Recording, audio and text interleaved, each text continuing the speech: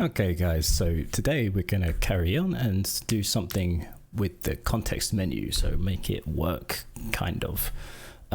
So first off, I want to do a little bit of folder organization. So item pickup, screen fader. Let's put these into some nice folders. Let's put them both in the scripts.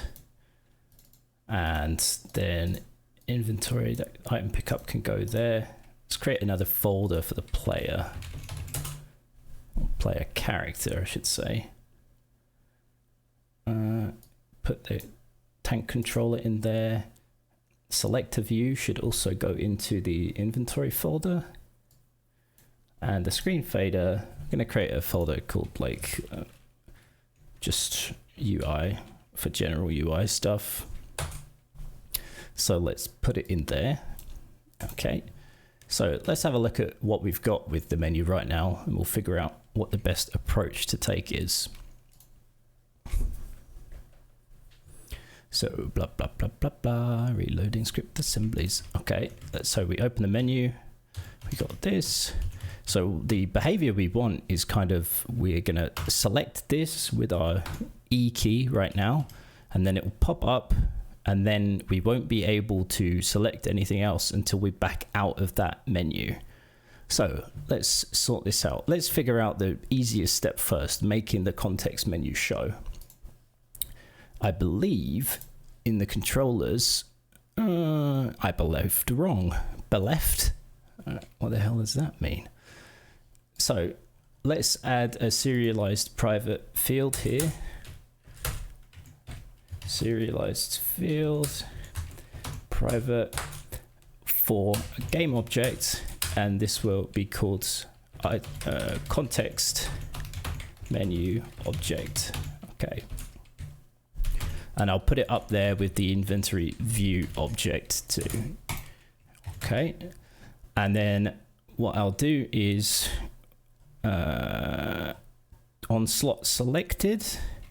Well, slot selected is just to select it, but not actually to kind of click it. So we need to figure out a new thing here, public void on, let's call it on slot submit. Okay, so item slot and selected slot.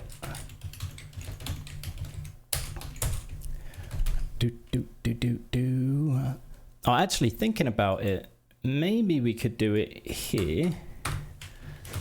It might be easier for now. We might change it later, but maybe we won't, who knows. So if input dot get key down, and then key code dot e. Okay, we'll say if we've got the selected object, right?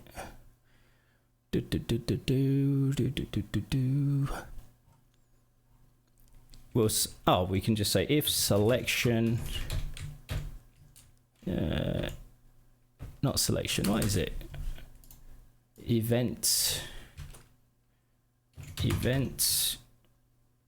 dot current dot selected. What the hell is it called? How am I forgetting this now? Let's go to the where the hell was that thingy? Let's go to the thingy majiggy. What's it called? The selector. Open that up. I can't believe event system.current. Okay. I'm an idiot again, as always.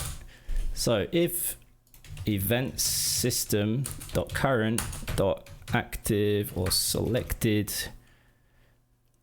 current selected game object dot try get component item slot out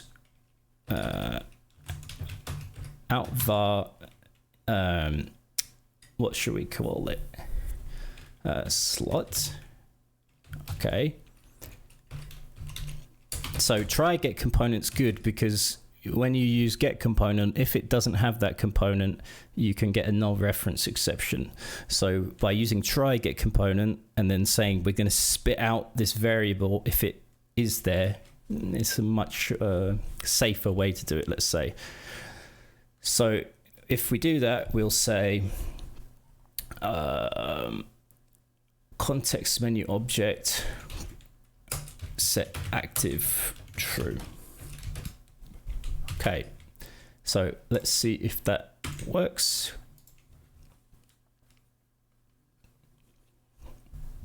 We'll just need to drag in our context menu object. So context menu panel. All right. So let's try it. First of all, I'll try doing it on a slot that isn't relevant to it. Okay. So one of these options. But then if I press here, then we've got the context menu open. Okay. Now, we would like it if it instantly jumped over to the top slot here. So let's make that happen. So let's add a serialized field for the serialized field, private game object, first menu slot. Okay. No, that's terrible. First context menu option. Okay. And then we'll say if blah, blah, blah. And then we're going to actually send that event system.current.set selected game object. And that will be to our first context menu option. So let's try again.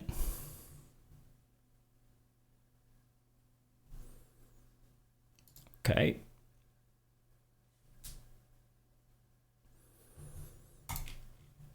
So, oh, it didn't do it. It didn't do it. No. So what are we missing here? Oh, did I actually plug it in? No, I didn't, because I'm an idiot, as always. Don't worry, I don't hate myself or something. I'm just being self-deprecating because I am stupid sometimes. Okay, so we need to get the first one in there. So this equip button. Although we could probably do this programmatically thinking about it, but let's see what this does for now. So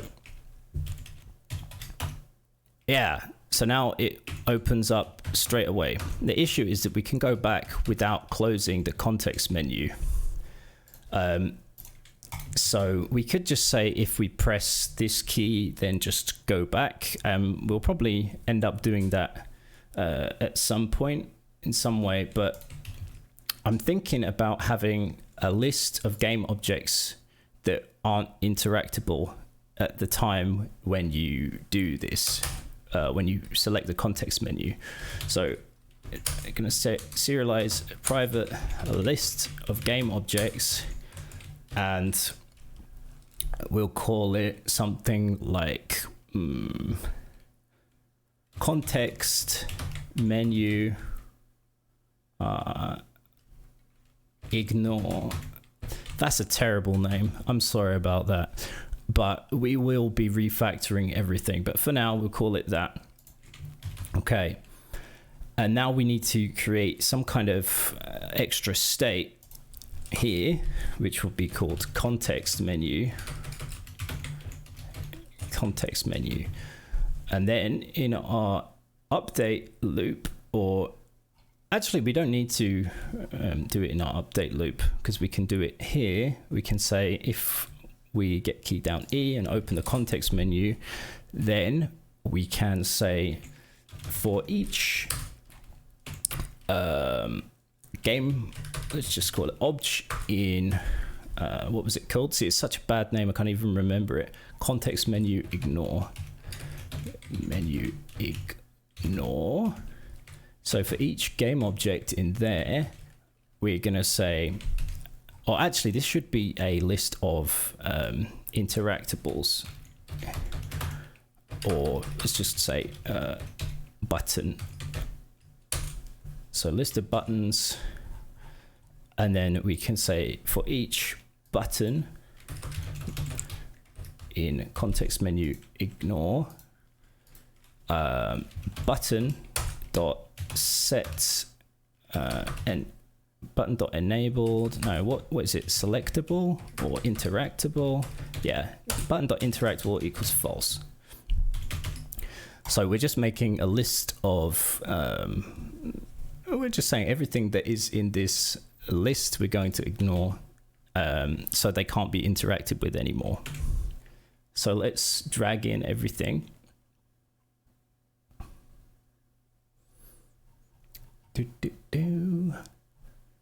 So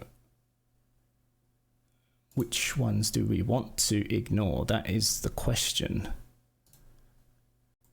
So it would be all of these slots here.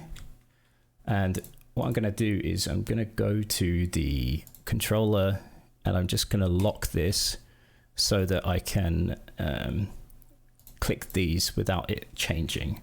So all of the item slot prefabs, they're no longer going to be interactable. The menu things at the top, all of these up here.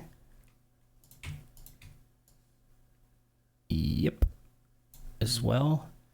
And I think that's it. Maybe this slot, I think you can get to there too. So that's going to go there too. So let's see how that looks.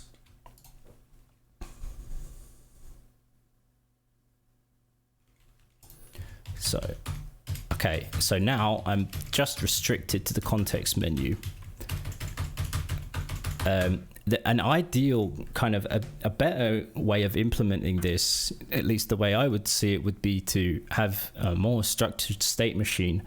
And then when you enter the context menu state, then you would disable all of these things like we've done. And then when you leave the state, it will re-enable them. And we're kind of doing that.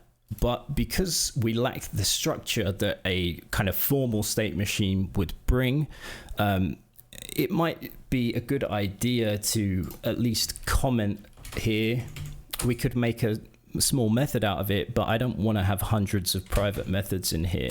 So I'm just going to say open context menu so that we know what's going on here until we do implement something a bit more reusable.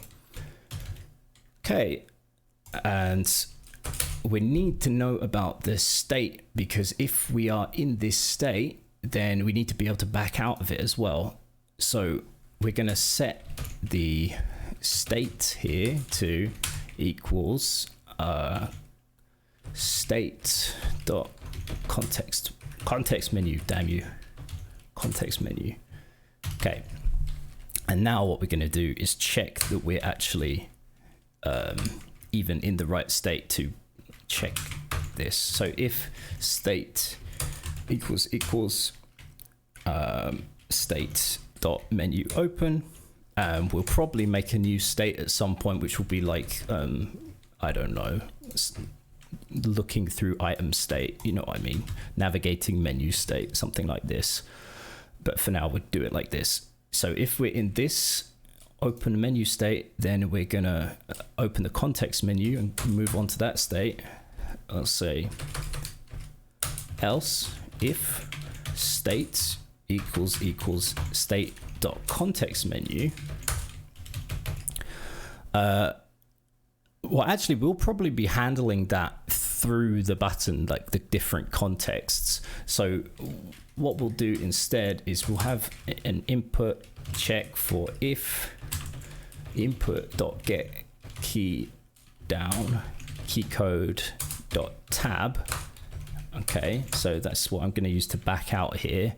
We'll say if state equals state dot context menu, then we're going to say context menu object dot set active false, and then we're going to say we're going to copy this loop here Just paste it down here.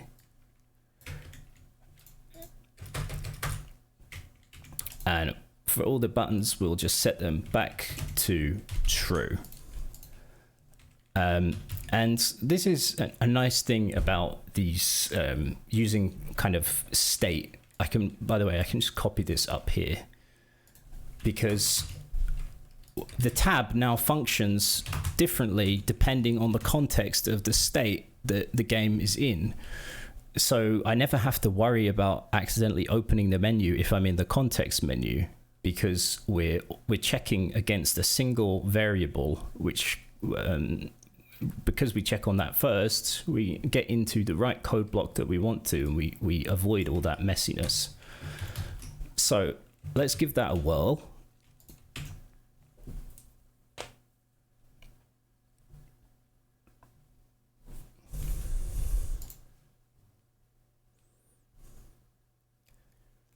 Okay, so if I select this, nothing. That's good. Oh, it was in the wrong state because the UI was actually enabled still, which I didn't want it to be. What? Oh, I've still got this locked. So because the logic behind the inventory being open is not to do with whether it's visually on, it thought it was closed while it was actually open, although obviously we saw a different picture there. So let's do this. So select the context menu, and if I press tab, it goes back out, but I forgot to change selection. So maybe I should keep a reference to the last selected item slot. So I'm just going to call it the private item slot. I'll call it current slot. Okay. So if I go down here now, so on select slot, we'll say current slot equals selected slot. And then when we back out of here, so when it closes, we'll say, well, we need to do it after we set the buttons to be interactable again. And we'll say current slot dot set dot interactable, sorry. Oh my God. Oh, there's the slot. It's attached to a button, of course. Get component button dot interactable equals true. No, what am I doing? Oh my God, I'm an idiot again.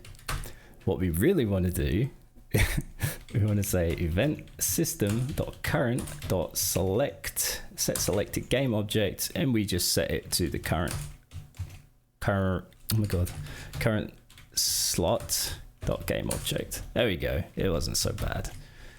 So let's have a look now.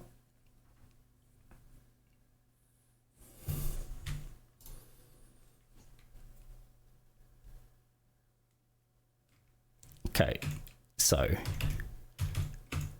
yeah, one problem, I seem to be locked, and that is because I forgot to reset the state. You have to be really explicit when you're using some kind of variable to switch state. So obviously now I need to say state equals state dot menu open. Yeah. I might change that instead of menu open to be navigating, something like this, because it seems like that name has lost its usefulness. Okay. So it's exactly working as I would want it to. Okay. So that's pretty cool. Well, let's set up one of these things at least. Maybe we'll set up some kind of use command, because that could be quite fun.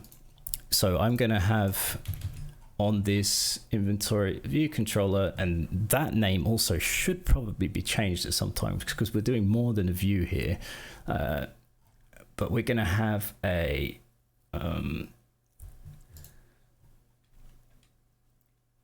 new event, I think, event bus.instance.on item used. Although I'm not sure if I want to do this in an event for now. I think because it's part of the same system, I'll just do it as a public method for now. Public void use item. Okay. And I'm also going to move this public method up because I like to keep public and private methods separate so it's easier to see the interface that you use. Fuck off. Go away. Okay. So use item and item slots. Although we don't actually need that because we've got the current item slot. So when we use the item, I want to send an event from the event bus because this is to contact something outside of us. So event bus.instance.try use item. Well, actually, we'll just call it use item for now. And then control period to generate a method for that. Yep. Let's go over there. And now we're going to make a matching event for that. So public event action on item used. Okay. And then public void. Oh, we also want to have a parameter here for the item. So item data item. So here we're going to say, and oh, I should just say this action now should also send an item data as a parameter. We'll say use item on used item dot invoke item. Okay, so let's go back to our inventory view controller and make sure we send the current slot dot item data there. Okay, now we just need to call this from somewhere, which is going to be on our use button.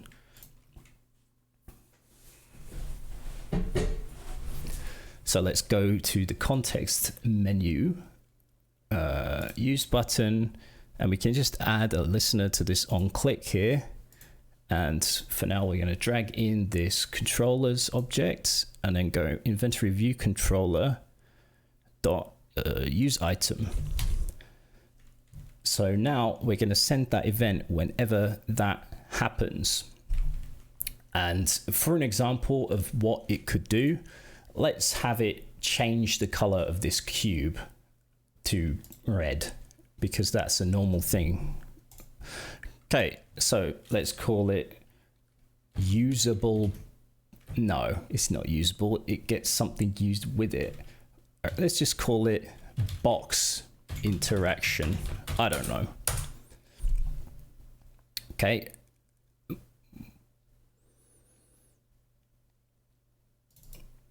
Okay. So on this box interaction, we're gonna on enable, we're gonna listen to this event bus dot on dot instance dot on item used plus equals on item used. Okay, so that's a method we're just going to generate now, and then on disable we will remove it from the invocation list. So minus that. And now we want to check against, we want to check that the right item is being used.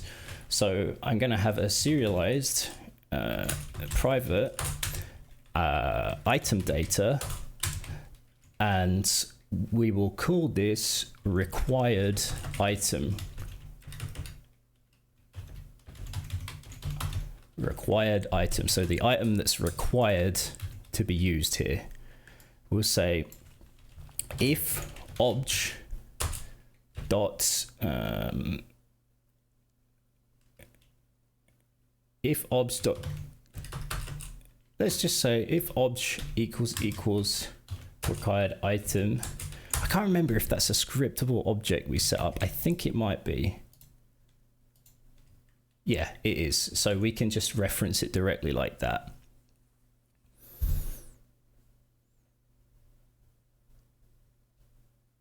Required item, let's call it handgun. No, key. Okay, so if obj, and let's rename this, of course, to item. If item equals required item, we also need a reference to our renderer. So just a private renderer.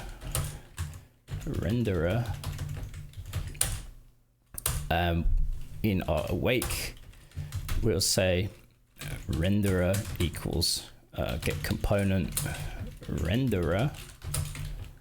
Okay, so if item equals required item, then we'll say renderer.color, renderer.material.color equals new color 0000. No, 0001. Let's turn it black. No, we said red. We're going to stick with red. So let's do that. So the item gets used, and then this listens to that item use. And then if it gets the required item, it sets the color to red. So let's see that in action. Right now, it doesn't matter if we're actually facing this object or anything. It could be anywhere that we use it, which is obviously not what we want, but we can change that later. So I'm going to use the first aid kit. Nothing happened, right? Okay, I'm going to use the key. God damn it, why did I know that was going to happen? Use. Oh, is it that I have to press space to actually... Yeah, that's what it is. I have to press space to actually submit. We can change that later, but for now, as you can see, it's working. Let's just check that the other items while pressing space don't result in the same outcome. So let's say use this. Nothing. Use key. Okay. So what if we want to only do it when the player is in range? Well, I'm wondering, do we have something to get the player's information yet? Like where he is? Like character tank controller? What am I talking about? Tank controller. Come on. You know it's there. Tank. There we go. So I'm gonna make this into a I was thinking if to make it into a singleton, but I might actually just use a static method to show you that. Oh no, I'm gonna have to make it, ignore me, sorry. So public static character tank controller instance, because let's get private set, because the character and his position and stuff is something that lots of different things might want to keep track of. We can have that be a static public static singleton thingy, you know. So then we just do the typical thing and say in awake we say instance equals this. Okay, now what we're going to do is go back to this Boxy McSquoxy, wherever it is, right there. And we'll say if on item used, we'll say if character tank controller dot instance. Well, we actually need to do something before that. If vector3 dot distance, okay, character tank controller dot instance dot transform dot position. God, that's a lot of dots. Transform dot position. So if the distance between the character tank controller and this is less than let's say 3, then we're going to do it. And we might, well, we'll probably end up refactoring a couple of things. I really don't like how long this is to just get the character controller, but we'll deal with that later. So let's go back and test if that's working now.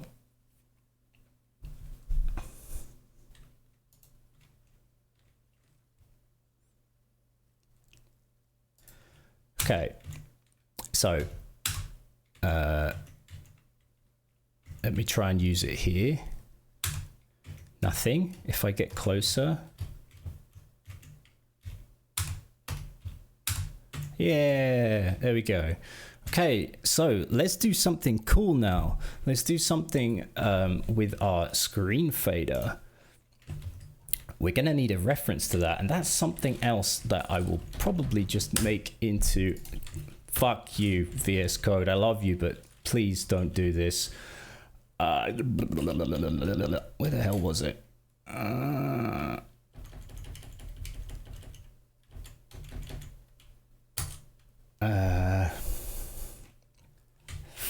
Screen fader. Okay.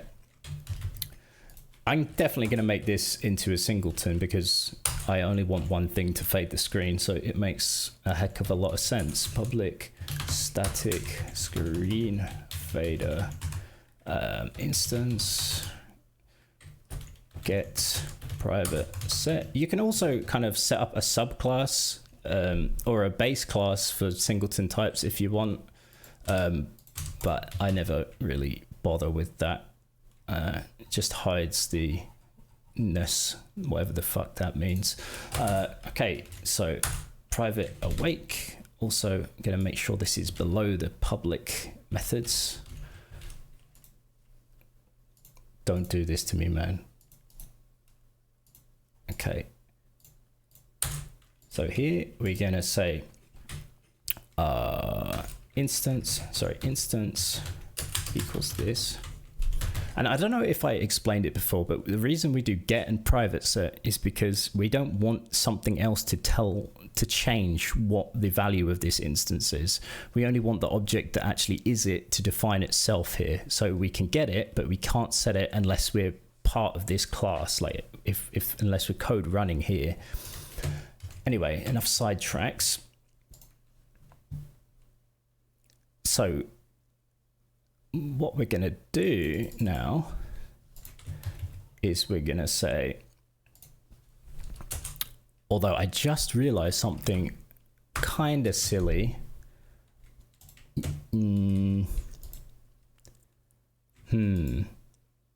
Yeah, we'll do it in the other way. I was kind of silly there. So in the inventory view controller on use item, what we're going to do is we're going to say fader dot fade to black, and then the duration will be, let's just say 1f, and on finished we're going to say fader dot fade from black. Okay, and I'm going to do one of these magic little anonymous method things here and pass in 1f again. So we fade to black, fade from black, and then the action finished callback is going to be this.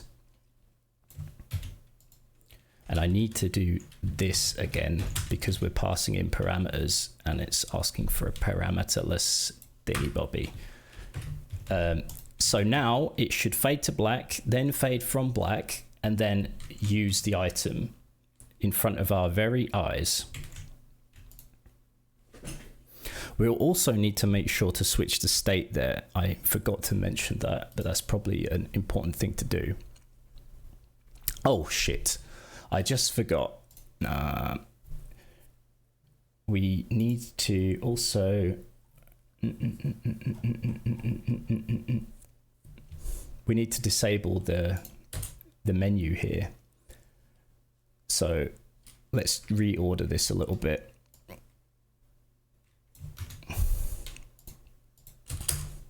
So let's call it public void. Let's follow the naming kind of conventions we set up down here. What were they? Fade from menu callback. Okay, fade to use item callback.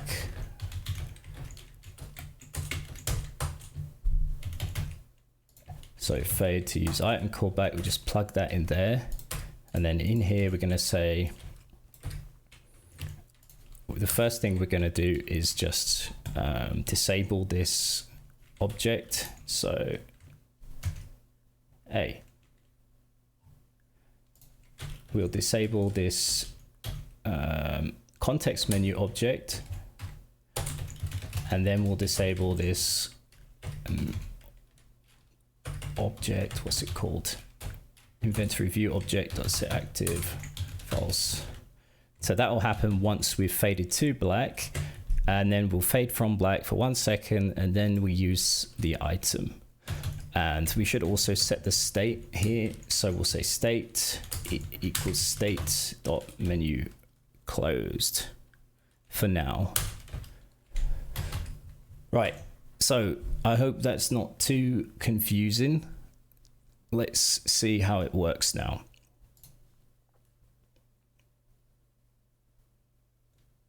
So open the menu, use item. Well, nothing happened there. Did I use the right item? I don't remember. Oops. Use the rusty key. Nothing doing. Oh, I wasn't close enough. That probably would help, right?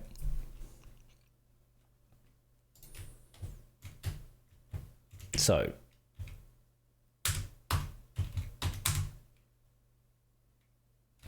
Come on, man. Why you gotta do this?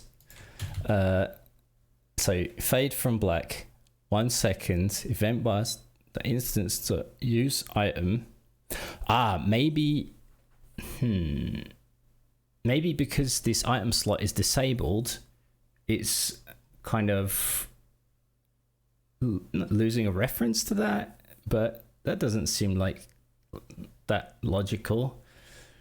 Use item, fade to black, so it's faded to black, it comes back here, and these things definitely happen because it disables. So we fade from black, at the end of that, then we say event bus use item. So maybe it's something in the box thingy that I've screwed up now. So if distance is less than 3, okay, if item equals required item, why don't we try logging what the item is? Because maybe it's sending us a null here.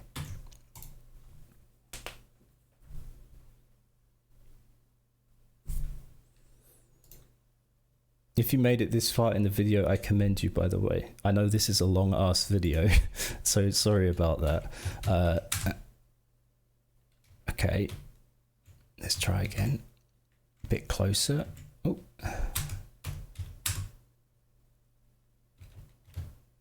Now what does our log say? Nothing. That's exactly what I wanted. Oh my god. Oh man. But it's not saying null. So maybe if I just log in here saying like squeegee as is standard. Actually, usually when I do debug logs, I just say fuck. But I'm trying to avoid doing it now that I'm working at a game studio, because I don't want to accidentally push those changes where there's a debug log saying fuck. Use. So we know that we're not getting to this point now, which is interesting. Now, let's go through this. Inventory, view controller. Fade from, oh, I'm an idiot. It should be fade from item callback. Once again, I'm an idiot. Fade from use Fade 2. Yeah, okay. So I'm not going to cut that out again because you might run into these problems yourself. And I think going through the process of knowing how to debug that kind of thing is handy too. Okay, so let's try it here. Yeah, although maybe in your case you would want to already have the state changed, or maybe you would want to switch camera angle when you do that or something, and maybe we'll get into that in the next video actually, which could be interesting. So I hope you found this useful. If you got any suggestions or anything you need help with, please drop it in the comments below. Like the video, subscribe, and I'll speak to you next time. Bye.